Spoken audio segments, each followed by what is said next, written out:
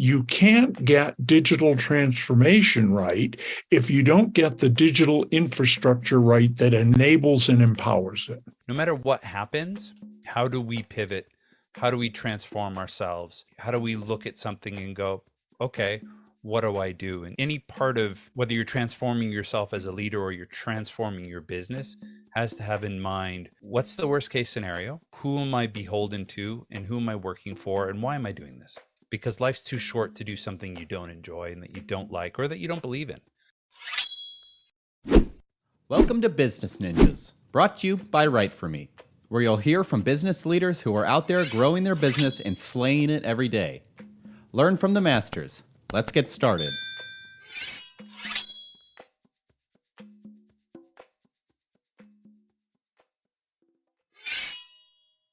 Welcome to another episode of Business Ninjas. I'm excited to have Bruce Armstrong Taylor and Trevor Botkin here. Hey guys, how you doing? Great. We're well, thanks. Good. So Bruce, you are the board member and sustainability council for the International Data Center Authority and SmartNations Foundation, and also of an organization called climate4.org. And Trevor, you are the CEO of CorporateConnections. Would love to take a minute and have each of you introduce yourselves and tell everybody what each of you do. Bruce, if you could lead off and tell us a little bit about yourself. Let's get started with that. Sure. Glad to. I think, as you can see, I'm the youngest man in the room. So, so I don't have that much of a story to tell. So as Trevor noted, my actual official title for SmartNations Foundation, of which I'm the board chair, is I'm the village storyteller, shaman, and that's kind of how I view myself. Everything lives in a shamanic storytelling fire circle, digital fire circle, I call it, realm. So my field is conjoined this way, or my business interest is conjoined this way. First, it is the field of digital transformation, Industry 4.0, and the next wave now of that development, which we're calling loosely metaverse, but which is a combination of a set of technologies that we've all heard of. We don't really understand much about them. AI, obviously, blockchain, cryptocurrency,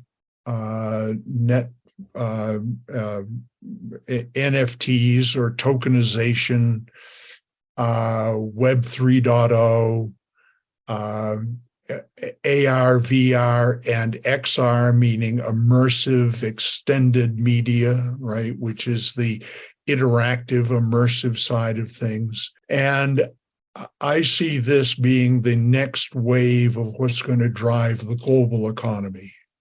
We're now kind of at midpoint in the transition to a true digital economy globally. We're about 60% of the way there now. And the next 40% is all in this next, the combinations of this next era of technology. My field is particularly around the digital infrastructure. So if you think of cloud computing, the large hyperscale data centers, all the way down to the edge data center at the, where data is collected most closely to the work that it does. If I can just say this one thing is kind of the key point.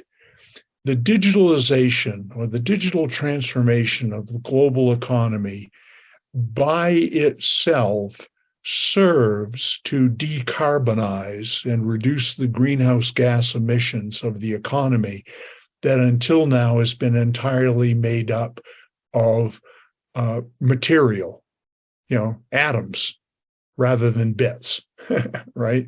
The minute you create value in bits rather than atoms, you're taking carbon out of the atmosphere just in that process alone. And that really is the value of digital transformation. So I've gone on long enough talking about what I want to talk about. Now we'll talk about what you guys want. Sounds good. Appreciate that. Trevor, tell us a little bit about yourself and what you do. I have so many questions for Bruce based on his introduction. I know. Yeah, like it's just a whole can of worms he just opened there. Yeah, so first off, Andy, thanks for having me on the show. And I'll start with a little correction. I'm not the CEO. That is, that title belongs to someone much more intelligent and better paid than I am. I'm the national director and owner of CorporateConnections Canada. So it's a franchise model based out of Charlotte, and my partner and I run Canada, where we have members across the country. And it's really a community for business owners to connect, work together, and help each other create the meaningful change that they want to see, whether it's in their business, in their life, or in their community. One of our core values is being catalyst for change. So there's a big mindset around trying to not only take more responsibility for our communities around us, but also to inspire each other as business owners to do more. And me personally, I just feel that, that mid-market business owner, there's already a lot being asked of them. So why not ask for more, which is to just take more responsibility for their community and their employees and the future of our countries. So it's pretty exciting. It's not as interesting as Bruce. The interesting thing for me is my members, less so what I do and more so what my members do across the country. Well, the common thread with both of your industries is that you're helping companies level up their game, doing in a macro and a micro kind of way. Bruce, talk a little bit about what a day in the life looks like in your world. What are some of the things that you're doing to influence and impact this digital transformation that's happening? Because what ends up happening through that digital transformation on a macro level certainly impacts the local small businesses or mid-market businesses as well. So let's spend a little time digging into that a little bit. Sure. So first, I'll say I have a passion for helping emerging and developing economies at every scale. It doesn't matter to me if it is a village in northern Quebec, or if it's the country of Zambia, right? It doesn't matter. The fascinating thing about my work is that, and you have to take this on faith, that most of my days are about 14 hours long, which is why at 17 I look like this, right? Making every hour count.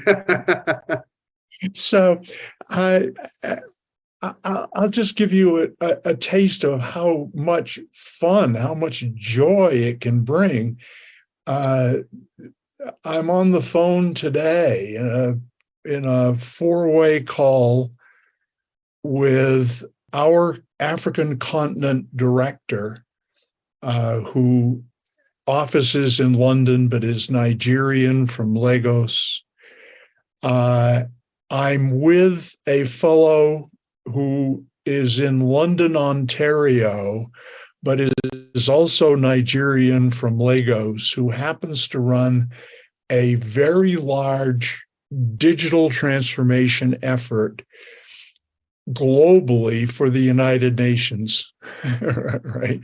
And for the United Nations Sustainable Development Goals, which is a very important piece to me. So I live in the ESG, UN SDG world, and trying to bring digital transformation to those ideas, if you will, and ask me any question you wish about that.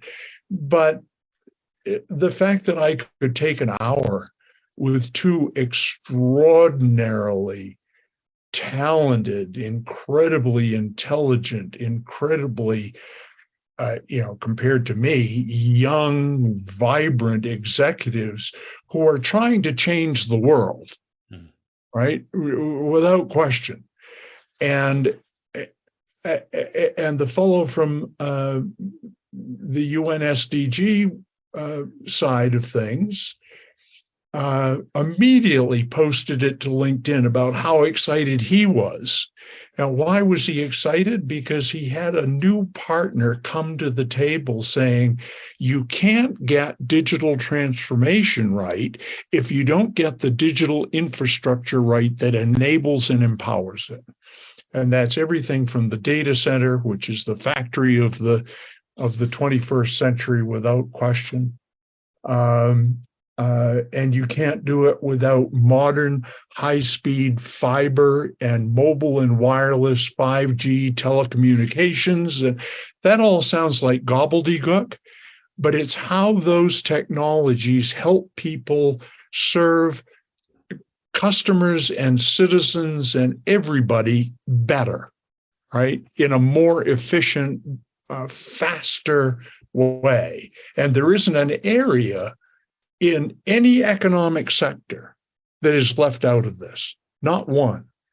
And that's what people miss in connecting the dots between their application in healthcare, right, using these technologies, and the digital infrastructure behind it that layers behind, making it all possible, right? So if you have underserved communities in, Trevor, in your case, again, in northern Quebec, that don't have good mobile and wireless telecommunications, then they're left out. They can't compete any longer.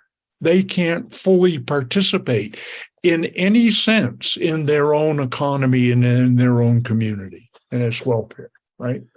So that's, I don't know, I can't even remember what the question was, but I hope that sort of answered it. Yeah, we're talking a little bit about the day in the life of what it's like in each of your businesses to help your companies that are part of your community level up. And Trevor, being on the small to medium-sized mid-market business focus with yourself, you're helping companies level up by helping them build their community and grow their business through those community efforts. Certainly riding on the rails of what you're talking about, Bruce, because you have to have that infrastructure to manage that. Trevor, in your case, as you're working with your clients, talk a little bit about what that engagement looks like and how your customers and people in your community are utilizing the community to collectively to level up their game as well. Well, it's really interesting because, and I think it ties in beautifully with what Bruce was talking a little bit about digital transformation, and certainly, COVID in the last couple of years radically changed our business. And prior to COVID, we were in person. Everyone meets. Every member is a member of a chapter. That chapter meets 20 times a year in person, whether it's breakfast, lunch, or dinner, and it's handing out business cards and meeting and connecting and sharing needs, helping manage needs, and saying, I'm looking for someone who can help me do this. And someone will say, that's actually what my wife does, or my best friend does that, or I know somebody who can help you with that. And so part of it's that crowdsourcing. But it's the same way those of us who grew up in smaller communities, or we grew up within a specific religion, in the context of a church, where if there's a mechanic in your church, that's probably who you bring your car to. And because we've decentralized ourselves and we've moved outside of the cities that we grew up in, and we don't live in the city where we went to university, and we've decentralized our relationships, and we have these pseudo relationships on Facebook, it's become increasingly difficult to whom do we turn to when we need something. And so this has always been what we've done, is create community for business owners, specifically for business owners, where you can ask for help and learn best practices. A good one being, if you want to sell your business, you learn so many mistakes the first time you sell a business. And most people don't sell a business more than once. It's rare that someone will go through that hell more than once, unless they really love the profits that are generated, because you compromise. You compromise on everything just to get the sale, in terms of increasing your EBITDA on that. So why not learn from other people around the room? So that was what we've always done.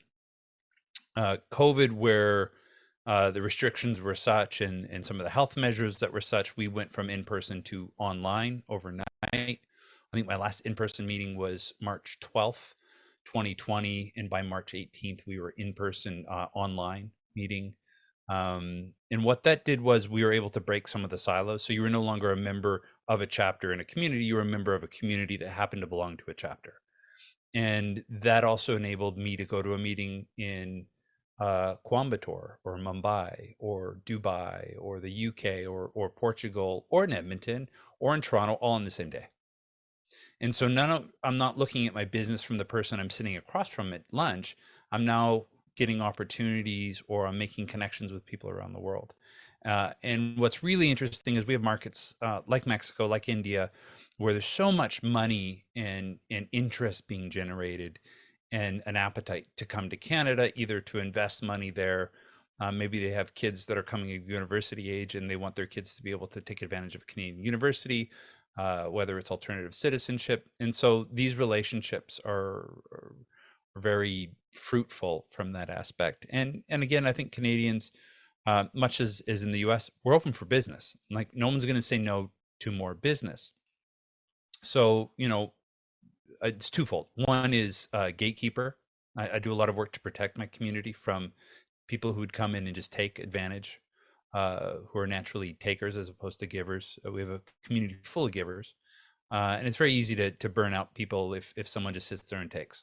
So I do a lot of work there trying to protect the integrity and the makeup of the community that way. And the other one is matchmaking, like old school Jewish grandmother matchmaking. Someone says, hey, I'm looking at doing this. And I go, oh, you should talk to so-and-so, or I know somebody who has a fund, or may I make an introduction? So I do a lot of introduction. I do a lot of emails.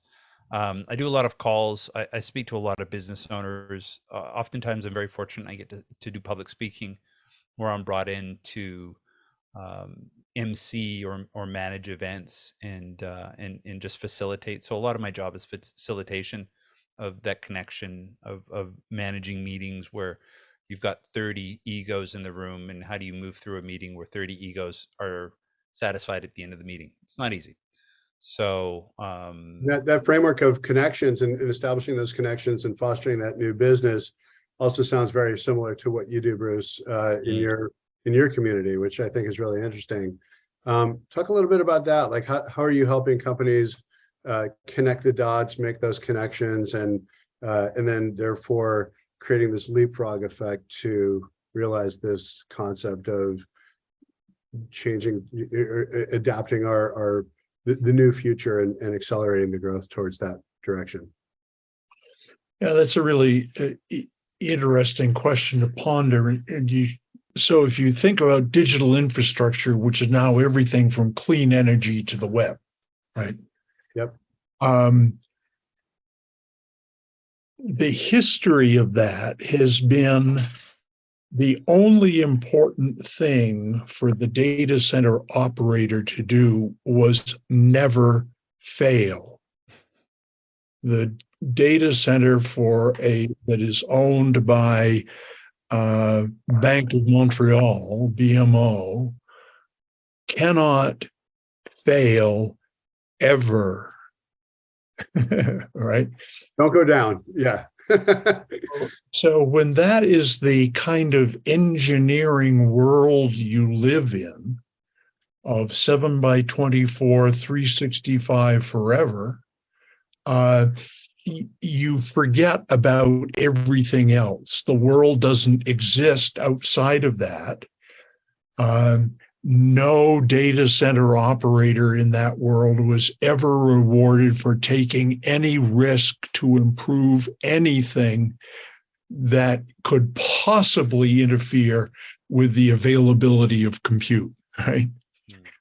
Well, we've evolved beyond that now.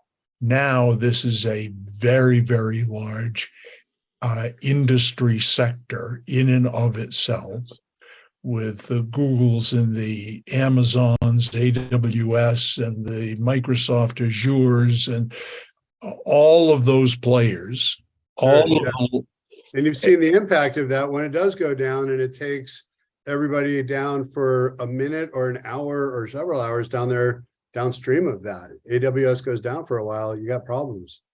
That's exactly right. And in a small way, I want to tell a quick story that brought this to mind a week ago. We had a power outage here in Santa Fe, knocked out at least a third of the city. It was 4 hours in length. It took the power utility, by their own admission, the first 3.5 hours to find the problem. And by the way, all this time, all the businesses, all of state government, anybody who didn't have a diesel Healthcare, yeah. Healthcare, anybody who didn't have a diesel generator sitting in the backyard to provide backup power was out of business, right?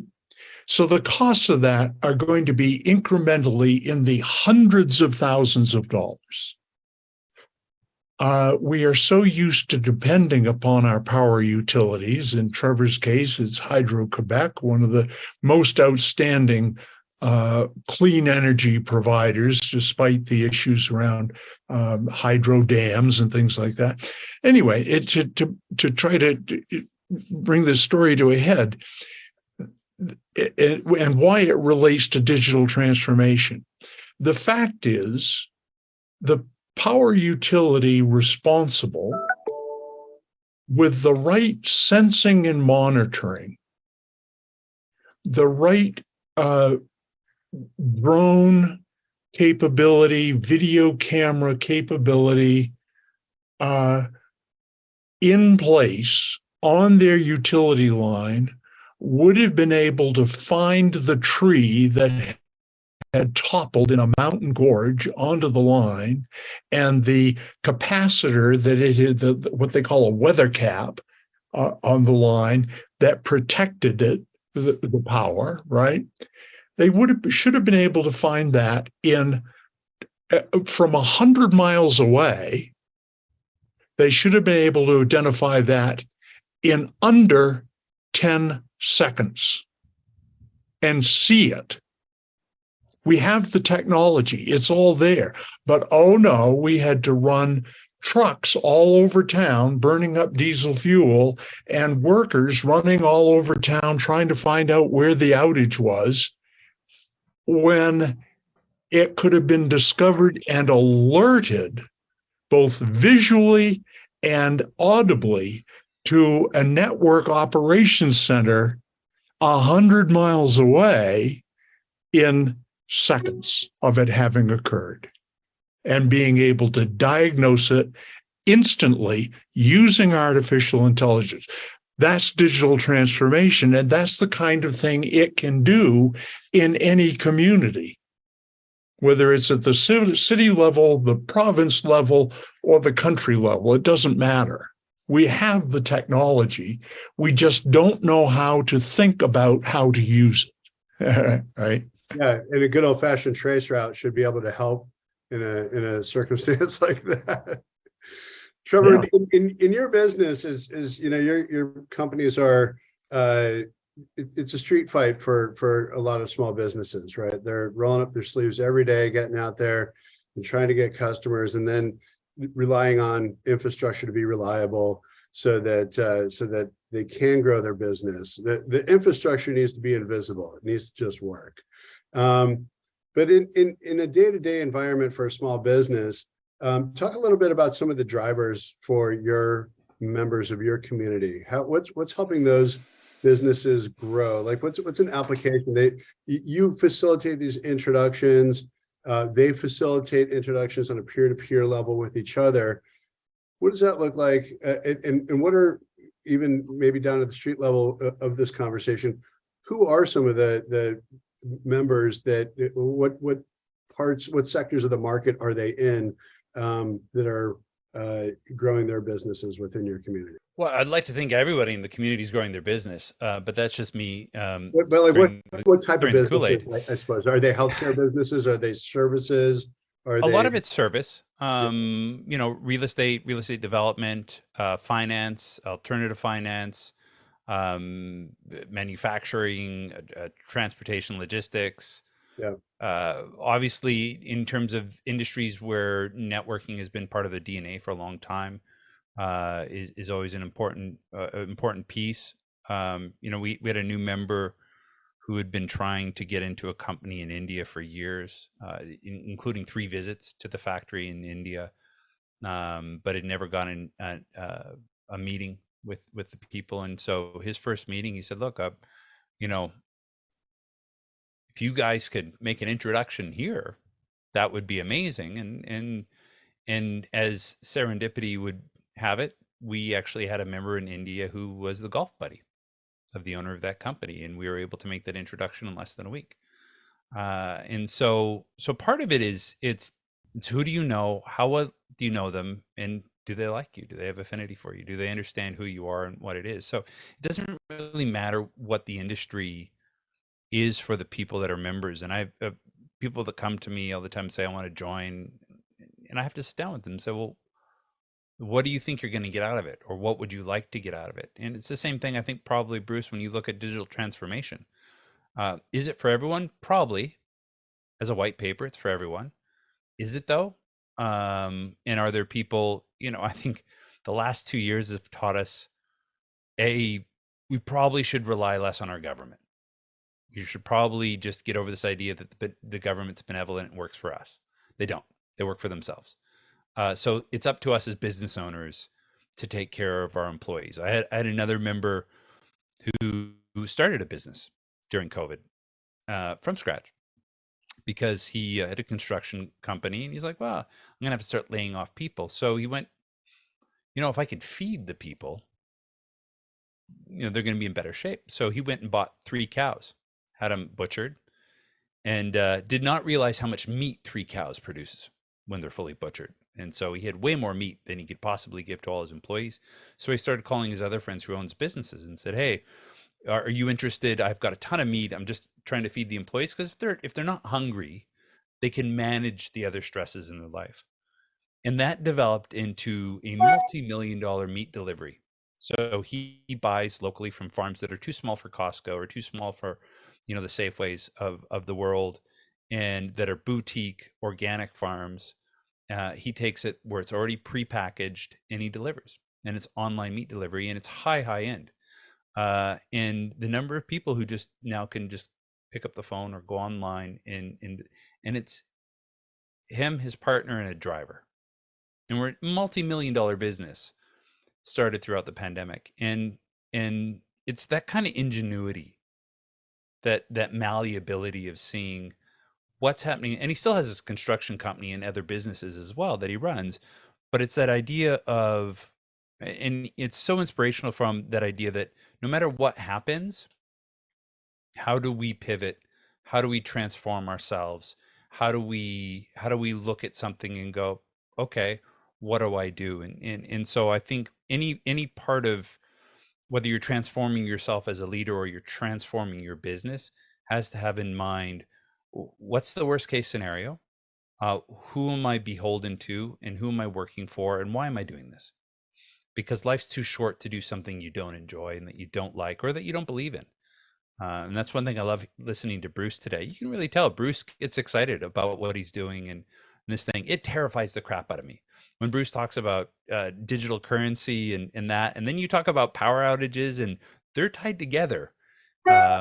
So there's a lot of things in there that I go, I really like having money that has intrinsic value to it, or a piece of gold, or a home, an asset that can be exchanged for something else. And so, I think at the end of the day, and one of the things that gets me excited about building community is that, should anything ever go sideways again, as it has in the last uh, thousands of years consistently, and we've just gone through a period of great prosperity.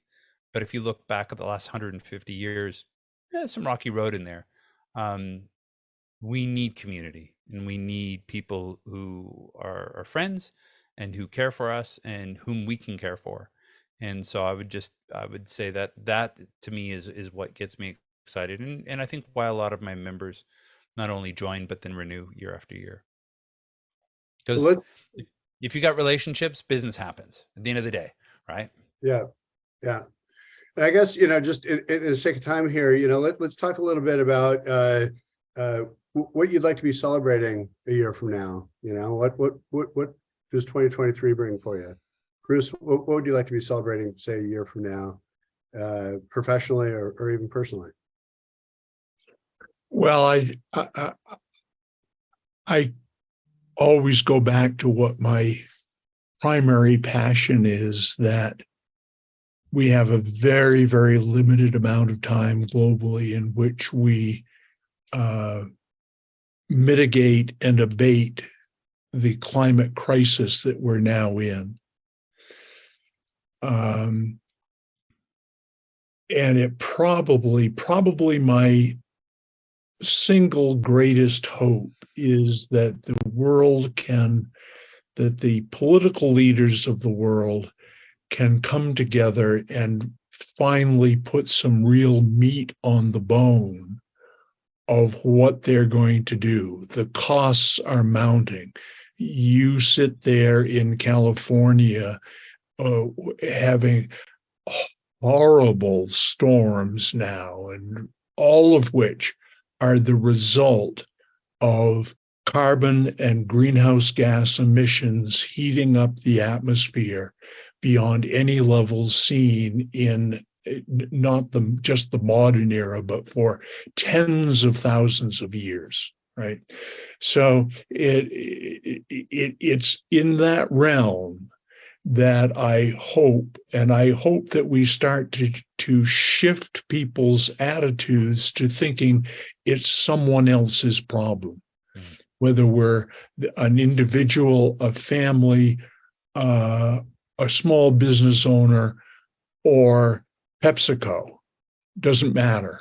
No longer can you shift the burden to someone else simply because it's inconvenient to do something about it yourself, right? So my hope would be that this is a year where we have finally made the transition to being deeply concerned about this issue for the sake of our children and grandchildren. That is absolutely wonderful, and there has to be some accountability for this, and that makes a lot of sense. And with that accountability comes opportunity too. There are business opportunities within that, as entrepreneurs will embrace them. Huge opportunity there. Yeah. Yeah. Trevor, tell me a little bit about what you'd like to be celebrating a year from now. Well, after that answer, I mean, Bruce just kind of knocked it out of the park. So anything I say would feel trite. Yeah, I mean, I was going to say growth, because the more members I have, it just means the more potential to help and to create meaningful change within the business community here in Canada and internationally. So growth is, but it feels, Pat, I think if I look more globally, I would love to be able to celebrate less divisiveness, where we realize that the left and the right, we're not that far apart. Most of us are right in the middle, and it's the far left and the far right that wants to make us think that we're really divided. We're not that divided, and I think most of us are really good people trying like mad just to eke out a living on this planet and leave something for our kids. So I'd love to see us kind of come together on that and just go, enough of the noise. We've all got stuff to do and not a lot of time to do it in, and we're all in this together. Yeah. Well, it's a great note to leave it on, and I really do appreciate both of your time here. Creating connectivity, community, platform for growth. Love what both of you are doing, and thank you so much for your time today. Thanks, Andy.